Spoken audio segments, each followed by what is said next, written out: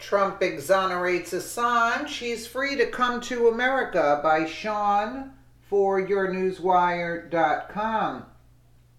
President Trump has cleared the path for WikiLeaks founder Julian Assange to enter the United States without fear of arrest or deportation.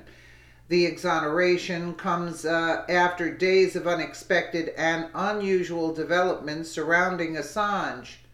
On Tuesday, WikiLeaks posted a tweet announcing that the U.S. government had finally ended its 8-year-long grand jury proceedings against WikiLeaks, proceedings which were initiated by the Obama administration.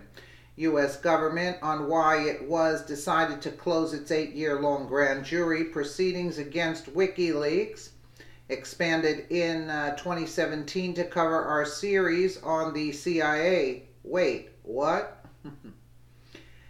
Infowars.com reports the WikiLeaks tweet referenced a State Department press conference held that day, January 2nd, in which the State Department spokesperson, Heather Nauert, made a strong statement regarding freedom of speech that was couched in a reference to Iran. We support a freedom of the press when a nation clamps down on social media. We ask the question, what are you afraid of? We support the people of #Iran, and we support their voices being heard. The WikiLeaks tweet confirmed the State Department's reference to freedom of speech in Iran was a coded communication intended to extend the umbrella of free speech and press rights to WikiLeaks in a clear reversal of the policy in which both CIA Director Mike Pompeo and Attorney General Sessions have argued that arresting Julian Assange is a priority. It is not clear that Assange has violated national security laws, even if it can be shown he published U.S. national security classified documents.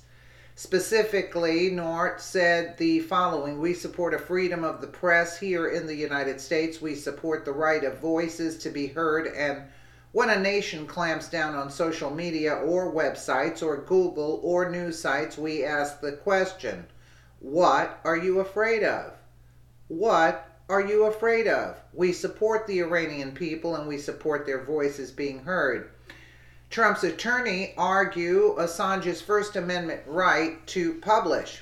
In a motion filed with the U.S. District Court for the District of Columbia on December 29, 2017, in the case Roy Cockrum versus Donald J. Trump for president, Trump's attorney argued that Julian Assange had a right under the First Amendment to publish the DNC and Podesta emails even if the emails were stolen.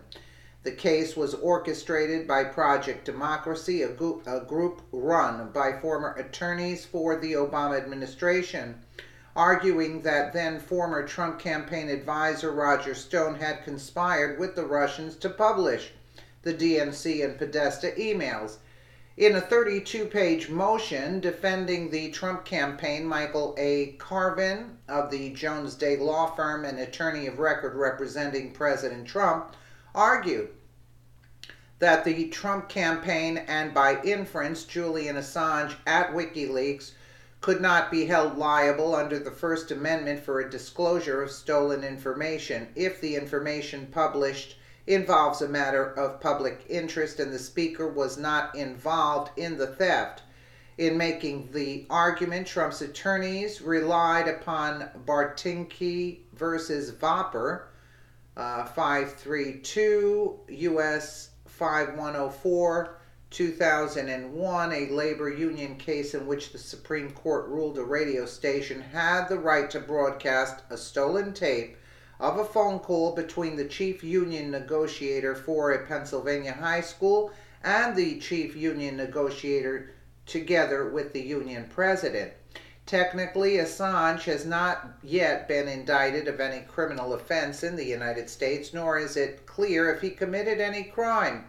Under the Supreme Court decisions, New York Times versus Sullivan, 376 U.S. 254, 1964, and the Pentagon Papers case, New York Times versus U.S. 403 U.S. 713, 1971, a journalist is allowed to accept and publish classified documents provided by other sources. While Roger Stone's case is still pending in the District of Columbia District Court, the opinion submitted by President Trump's attorneys can be seen to have established the basis for pardoning Assange as a precondition of allowing Assange to leave the Ecuadorian embassy in London without U.S. federal authorities seeking to arrest him. Sweden drops charges against Assange. In May of 2017, the government of Sweden dropped the rape case against Assange, ending the 4-year-long attempt by the Swedish government to arrest Assange via a European arrest warrant. A recent decision by a United Kingdom tribunal also appears to have vitiated the arrest warrant issued by a British court in 2012 after Assange violated his bail conditions to take refuge in the Ecuadorian embassy.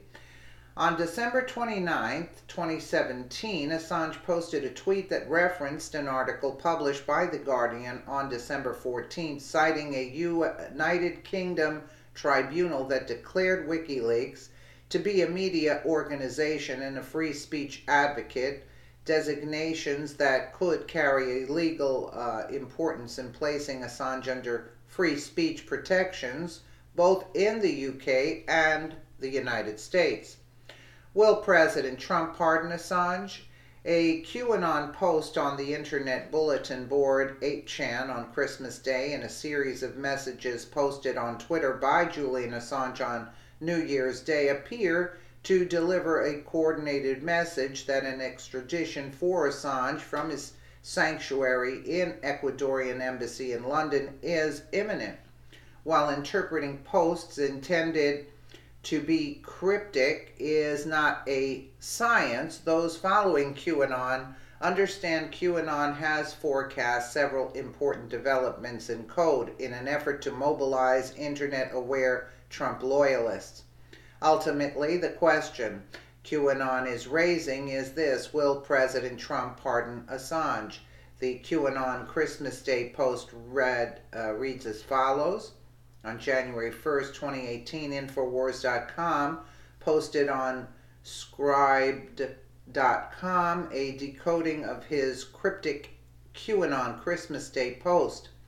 Using gematria, the numbers 10 through 9 are translated into the letters JA, the initial of Julian Assange, with J being the 10th letter of the alphabet and A being the first. The operational window for Assange's extraction from the Ecuadorian embassy in London is signaled to be later this week, January 5th through 6th, 2018.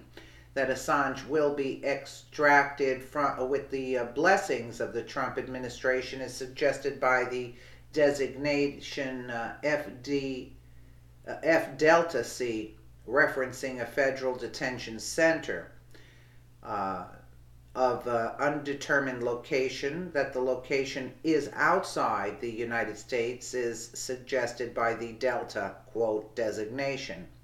December 25th to the 26th references Emmanuel Lutz's famous painting depicting George Washington's historic crossing the Delaware River on Christmas night in 1776, with painting posted in sync on the Internet Bulletin Board 8chan by both QAnon and by the U.S. Department of Defense on December 25, 2017. With the possibility Assange might return to the United States, the storm, quote, QAnon has been predicting appears ready to begin. QAnon's reference is secured, quote, suggests the path for Assange to return to the United States has been secured at the highest level of the U.S. government with the knowledge and approval of President Trump. QAnon's reference to floor is yours, quote, suggests this is Assange's opportunity to drop key files on Hillary Clinton's 2016 presidential campaign and the hoax of Russian collusion developed by the CIA director John Brennan and propagated to the mainstream media with the assistance of Google's Eric Schmidt. The comment Twitter FW quote suggests Twitter will be used by Assange to communicate with the public as the extradition mission goes forward. The additional comment, Twitter Kill Rogue, suggests Assange will post key information on the Twitter account at Kill Rogue. Finally, the notation conf white suggests Assange's initial destination of Switzerland has been confirmed. Switzerland's national flag is a white cross, so white against a red background. On New Year's Eve, Julian Assange posted on Twitter a cryptic string of numbers that appears to be a dead man's switch, quote, linking possibly to a new cache of WikiLeaks documents Assange's associates would post should Assange be arrested. Assange's New Year's Eve post also embedded a video of the song Paper Planes by singer Maya that linked to YouTube. Again, in what appears to have been a synchronized post, Kill Rogue retweeted Assange's New Year's Day post and asked, "What words do you hear in the song?" The second line of the lyrics in the song reads, "If you catch me at the border, I got visas in my name." Yeah, I remember that. So that means he's going. Okay, isn't that something? You know, you have to be sort of a genius to make this out. But again, it seems like things are moving along for Julian Assange, and he's going to make some very interesting dumps in the future. Let me know what you guys think in the comments below. And again, thank you so much for watching.